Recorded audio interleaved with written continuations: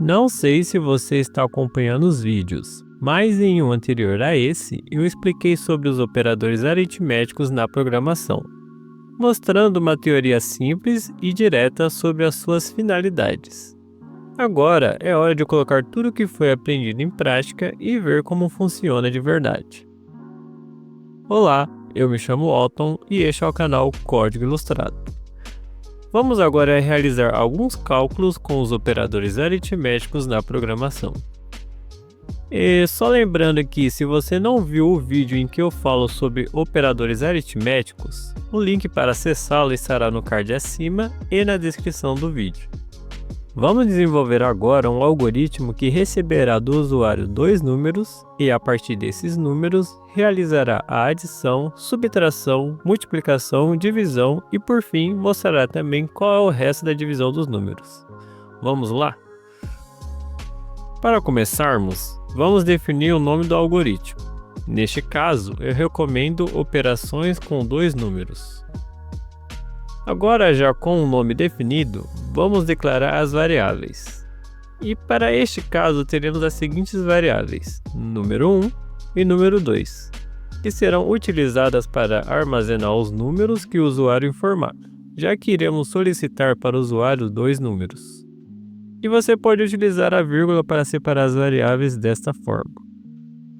Mas qual deveria ser o tipo numérico a ser escolhido para as variáveis neste caso? Pare e pense por alguns segundos, e leve em conta que essas duas variáveis serão utilizadas para fazer todos os cálculos que envolvem os operadores que já vimos no vídeo anterior. E aí? Pensou? Vou continuar, hein? O tipo numérico a ser escolhido para as variáveis, neste caso, deverá ser o real. Isso porque a gente utilizará essas variáveis para fazer operações que envolvem divisão também. E como nas divisões podem ocorrer casos em que o resultado tenha casas decimais, é recomendado, neste caso, declarar a variável como real. Agora vamos criar mais 5 variáveis, que serão responsáveis por armazenar as operações realizadas com os números que serão informados. Para isso, vou nomear cada uma delas com o nome da operação que cada uma armazenará após realizar os cálculos com os números e novamente vou defini-las com o tipo real. Declaradas as variáveis, a gente já pode solicitar que o usuário digite o primeiro número. Logo em seguida, utilizamos aquela instrução que armazenará o número indicado pelo usuário na variável, que no caso será a número 1 indicada nos parênteses. O mesmo acontece com a solicitação do segundo número, já que a lógica é semelhante. Solicitados os números e indicando as variáveis onde eles deverão ser armazenados, nos basta agora fazer os cálculos. E isso é bem simples, basta que a gente indique uma variável, que no caso são aquelas nomeadas com as operações que se espera realizar, e logo em seguida atribuir o resultado de uma operação entre as variáveis nomeadas como número 1 e número 2. Vamos fazer a soma para ficar mais claro. Primeiro a gente indica a variável, que no caso é a variável soma. Logo em seguida, utilizamos esse símbolo de atribuição nos pseudocódigos. Ele indica que a variável soma terá um valor atribuído a ela, que neste caso será a soma da variável número 1 com a variável número 2, que são as variáveis que estão armazenando os números indicados pelo usuário. A lógica se repete com as demais operações, bastando apenas mudar a variável que armazenará o resultado e o operador de cada operação. Tendo os valores das operações já armazenados nas variáveis, já podemos exibir os resultados. Para isso, vamos deixar a exibição dos resultados mais bonitinho. Vamos primeiro exibir a variável número 1. E só lembrando que o que será exibido não é o nome da variável, e sim o valor que está contido nela. Logo em seguida, a gente usa uma vírgula para separar as informações. Depois colocamos um texto indicando a operação que foi realizada. Neste caso, utilizaremos o sinal de mais, entre aspas, justamente para indicar que é um texto. Logo em seguida, utilizamos novamente uma vírgula e depois indicamos a segunda variável. Depois usamos novamente a vírgula e em seguida um novo texto. dessa vez indicando o resultado das operações entre as duas variáveis utilizando o sinal de igualdade. Novamente utilizamos outra vírgula e por fim indicamos a variável que está armazenando o valor da soma dos dois números. E a lógica se repete para as demais exibições dos resultados, bastando apenas mudar os símbolos dos operadores e a variável que contém os resultados das operações. Exibidos os resultados, a gente já pode finalizar o algoritmo. Com essa exibição um pouco mais trabalhada, a saída do resultado ficará mais ou menos assim quando o usuário informar, por exemplo, os números 10 e 5. Só que, claro, se você for uma pessoa mais ligada à matemática, vai perceber que pode ocorrer problemas no futuro com esse algoritmo, principalmente se for tentar dividir algum número por zero, já que não existe essa possibilidade na matemática. Mas não se preocupe, com o decorrer dos estudos, vamos ver que resolver esse problema é mais fácil do que se imagina. Vamos agora fazer a representação do algoritmo através dos fluxogramas. Para começarmos, a gente inicia o fluxograma com uma elipse. Em seguida, usamos aquele símbolo que parece uma junção entre uma elipse e um triângulo, para mostrar a mensagem que pede ao usuário para digitar o primeiro número.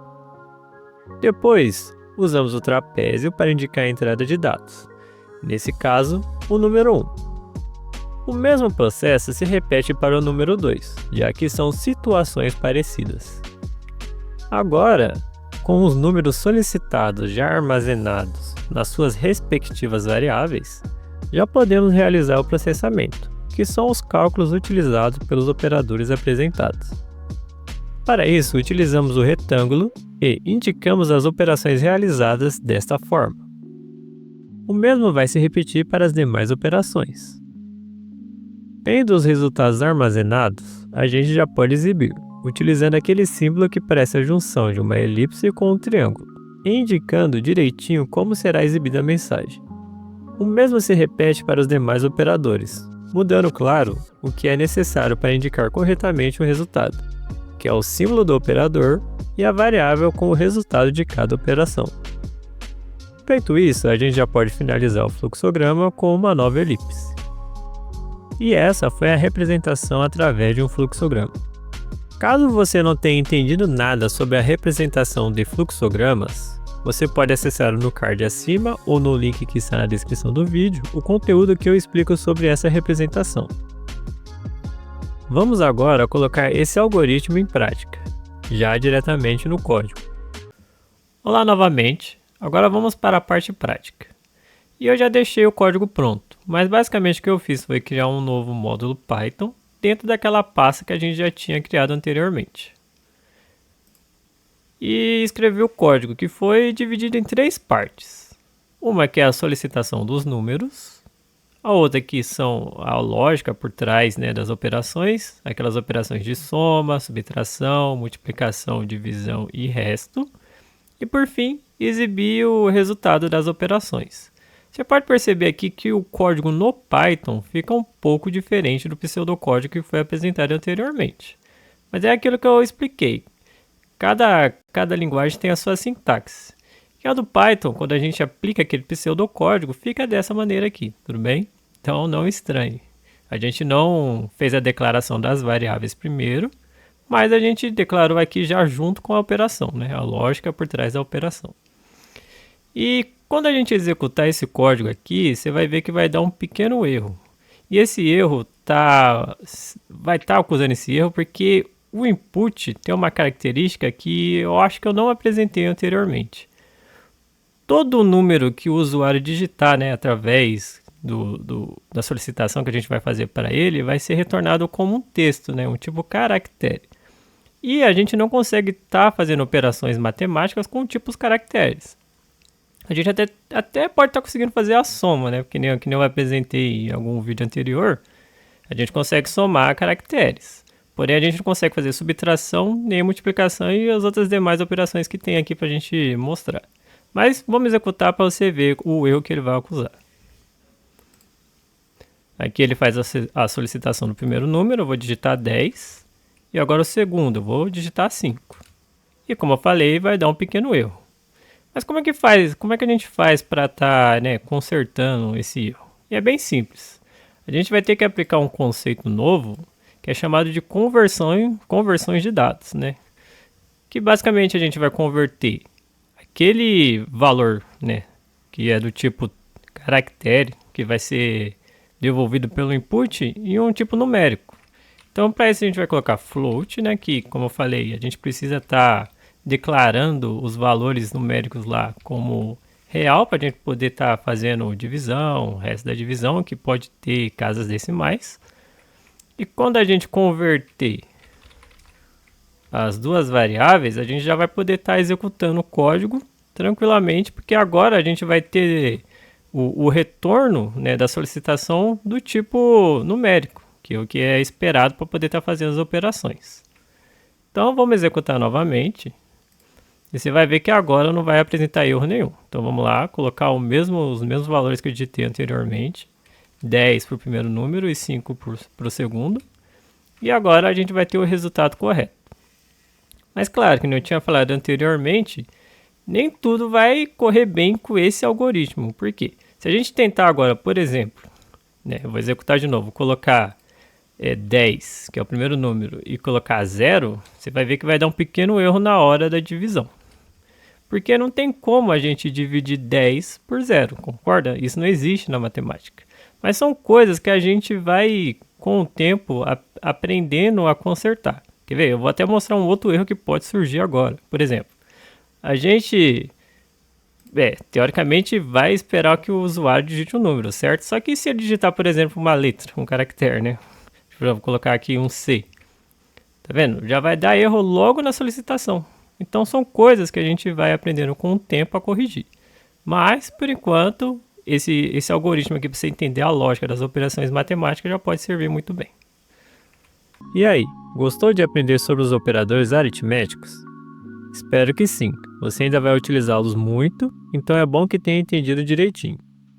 Qualquer dúvida é só deixar nos comentários abaixo. Vamos continuar aprendendo mais sobre operadores na programação.